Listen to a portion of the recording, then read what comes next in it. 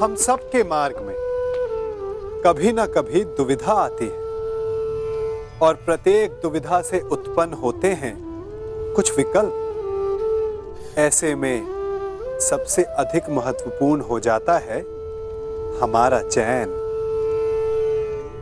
हम कैसा भोजन चुनते हैं उससे हमारा शरीर निर्धारित होता है। हम कैसे वस्त्र चुनते हैं उससे हमारा व्यक्तित्व प्रदर्शित होता है।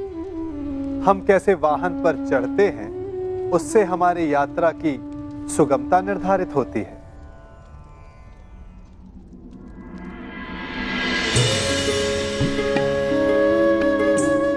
परंतु क्या हमारे चयन का महत्व केवल इतना ही है? क्या हमारा चयन सबसे अधिक महत्वपूर्ण तब नहीं हो जाता जब परिस्थितियां कठिन हो? बोलने से पूर्व शब्दों का चयन कर लेना वरदान सिद्ध हो सकता है और श्राप भी। विवाद के समय युद्ध किया जाए या शांति का प्रयास, ये चयन भविष्य बदल सकता है। नियति हमें द्वंद में फंसाती है, भाग्य हमें विकल्प देता है, परंतु भविष्य चयन पर निर्भर है। अब प्रश्न ये उठता है कि चयन कैसे किया जाए, क्योंकि मन तो चंचल है। परंतु इस प्रश्न का उत्तर भी हमारा मन ही देता है। जो चयन उत्साह दे, संतोष नहीं, जो विजय का आनंद दे, मन की शांति नहीं, क्या वो उचित है? हाँ या ना? ये चयन भविष्य बदल सकता है।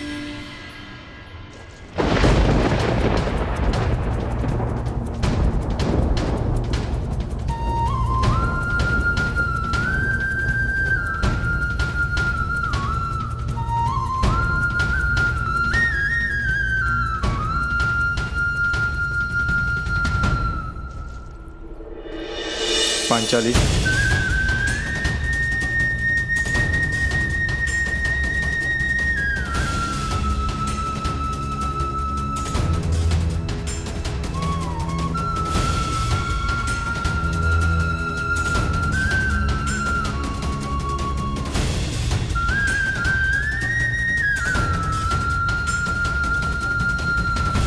आपसे भूल अवश्य हुई है माताश्री, परंतु इस भूल को मैं नियति समझकर स्वीकार करती हूं।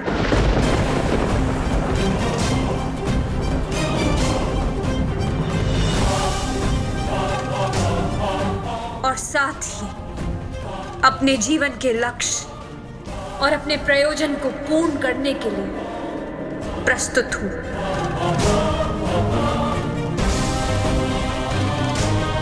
मैं आपके 5 पुत्रों से विवाह करूंगी।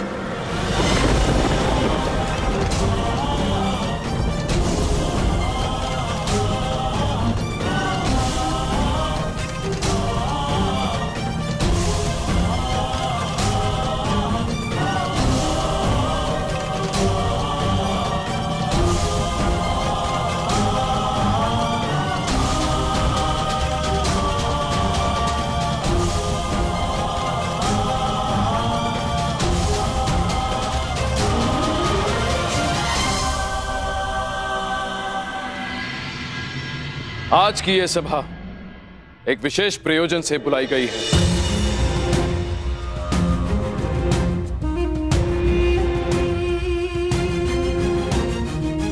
मुझे अनुभव होता है कि युवराज दुर्योधन को सम्राट पद पर बैठाने का समय आ गया है।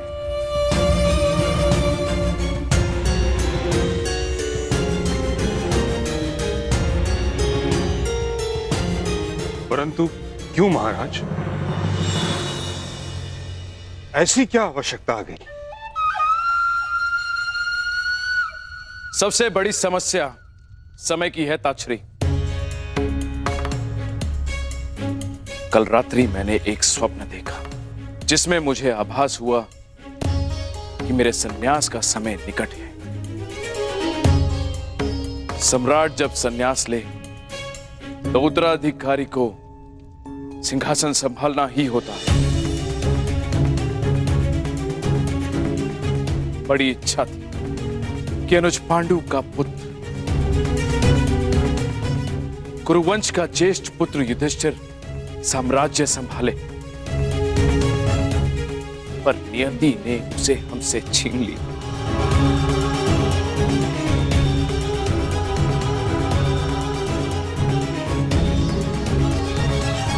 युधिष्ठिर के पश्चात मेरा मन अब विरक्त होने लगा है ताचरी, और राजा जब विरक्त हो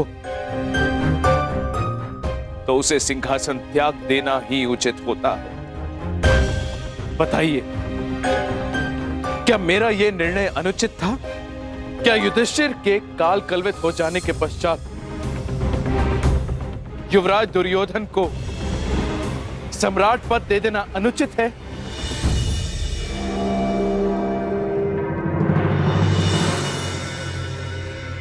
यदि नहीं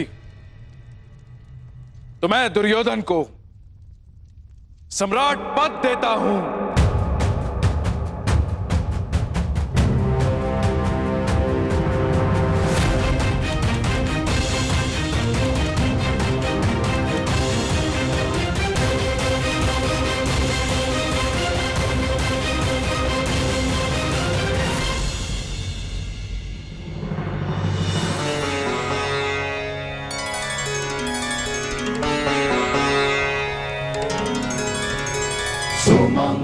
सुमंगलीरियं वधूरिमां समेत पश्यत् सौभाग्यस्मै दत्वाया हस्तं विपरेतन् गृह्णामि ते सौभगत्वाय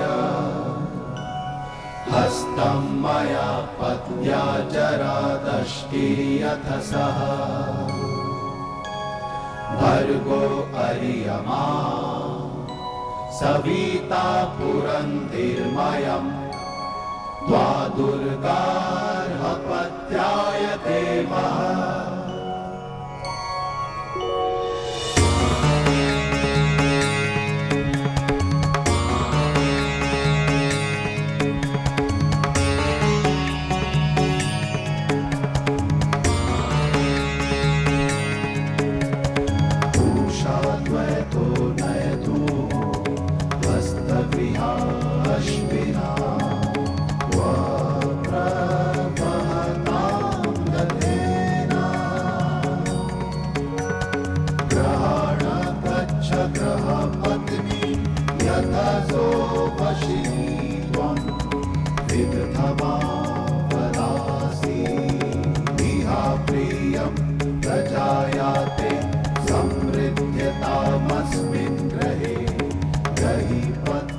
दीर्घायु भव। वेनापत्या तन्वं संसीजस्वाधाचित्री विदधमा सौभाग्यवती भव।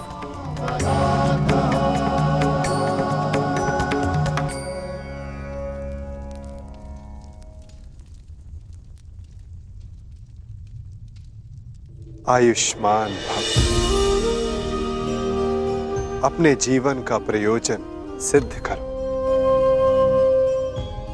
मैं आपसे पहली बार मिला हूं वासुदेव, परंतु न जाने क्यों ऐसा लगता है कि आपकी कृपा सदा रही है। हम अपने जीवन की यात्रा का प्रारंभ करने के लिए प्रस्तुत हैं वासुदेव। आशीर्वाद दीजिए और विदा भी। सहयात्री आशीष नहीं देता, साथ देता है पार। यात्रा तुम्हारी नहीं, हमारी प्रारंभ होने वाली है। मैं आपका तात्पर्य समझा नहीं वासुदेव।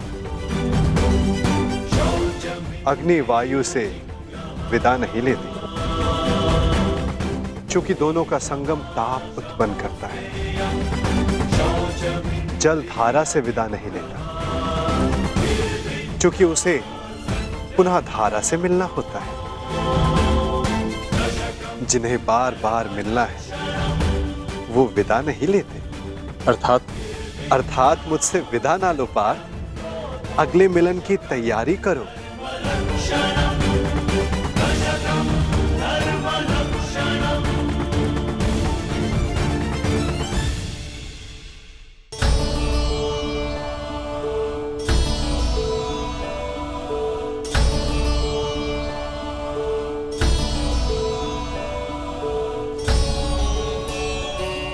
मेरे जन्म पर आपने कहा था कि मेरे जीवन का लक्ष्य अर्जुन से विवाह से कहीं अधिक है।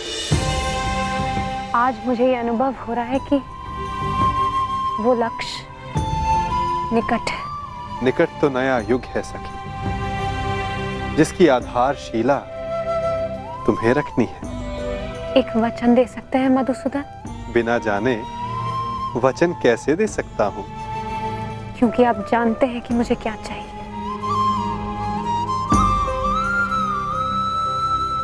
वचन देता हूं कि मैं तुम्हारे साथ रहूं ना रहूं,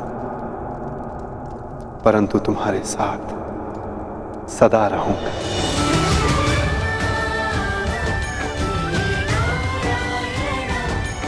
आपका साथ मुझे जीवन की यात्रा पूर्ण करने का साहस देता रहेगा सखा।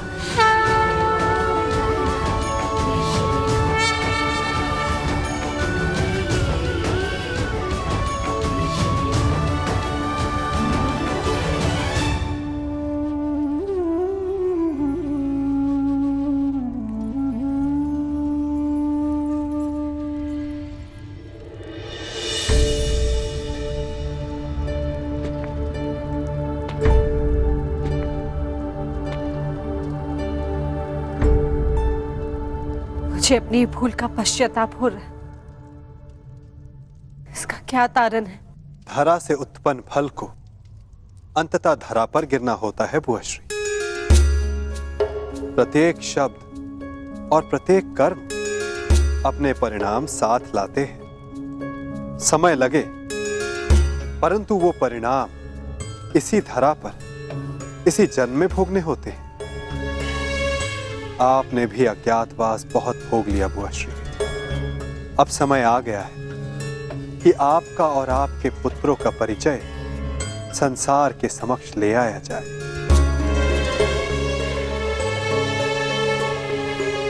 आप चाहते हैं कि हम हस्तिनापुर लौट जाएं? नहीं, हस्तिनापुर चाहता है कि वहां धर्म स्थापना हो। हस्तिनापुर आप सबको पुकार रहा है बुआ, और धर्म रथ के 5 चक्र आपके पास है। हस्तिनापुर लौटने का समय हो गया है बुआश्री।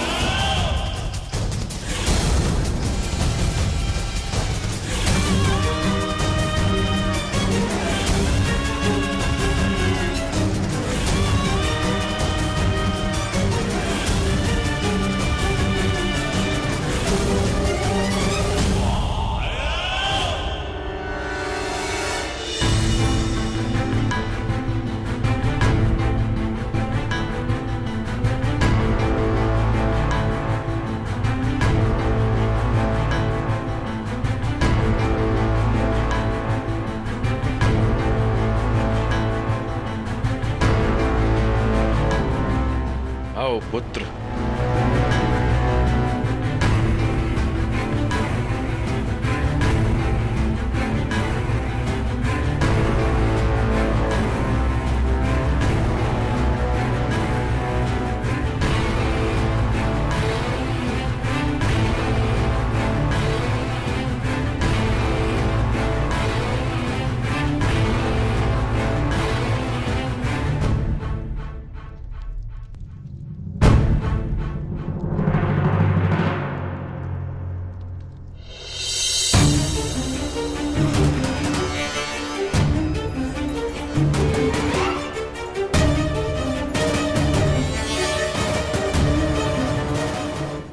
हम दोनों ही जानते हैं कि पांडव अभी जीवित हैं, और यदि दुर्योधन को सम्राट बनते देखना चाहते तो यह सब किसी को ज्ञात नहीं होना चाहिए।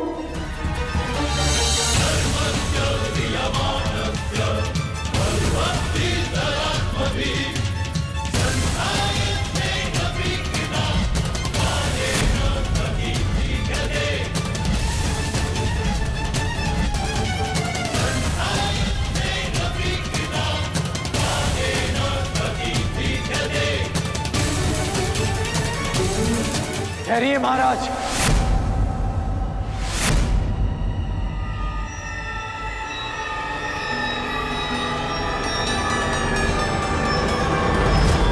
ये राज्याभिषेक नहीं हो सकता, क्योंकि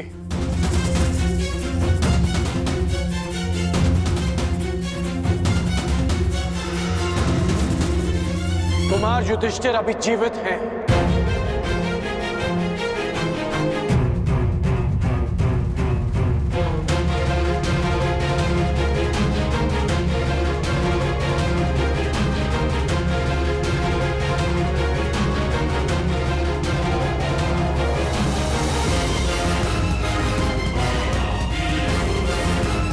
सारे पांडव अभी जीवित हैं।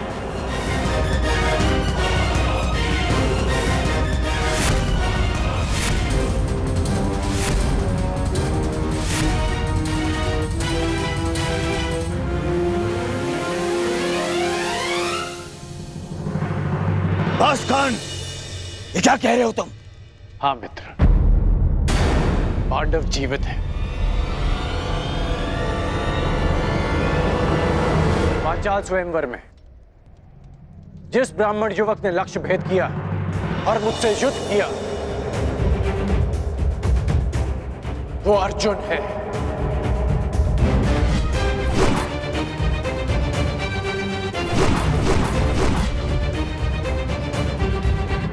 और जिस ब्राह्मण ने वृक्ष उखाड़कर तुमसे युद्ध किया, वो भीम।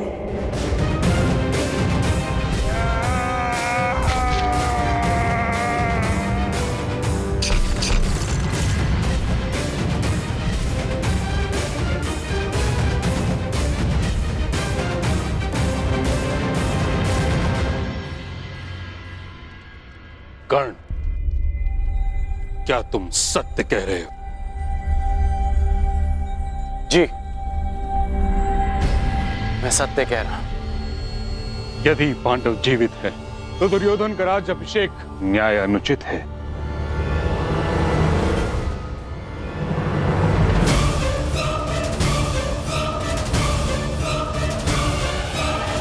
ना ही उसे राजपद देना।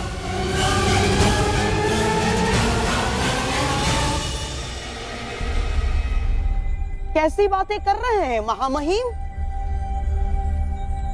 पांडव जीवित हैं, ये केवल अंगराज का अनुमान है, अनुमान।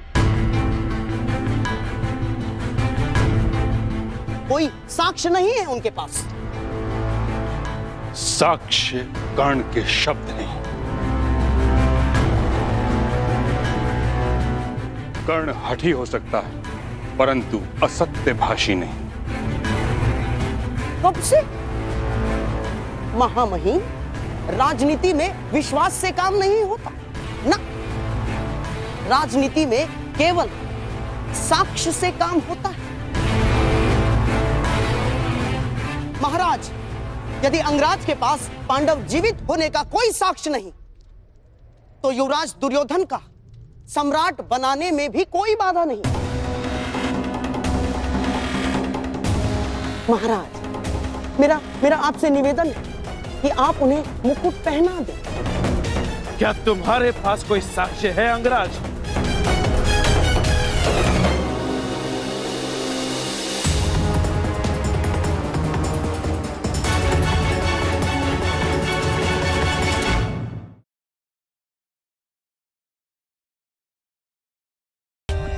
For more updates, subscribe to our channel, click the show links and enjoy watching the videos.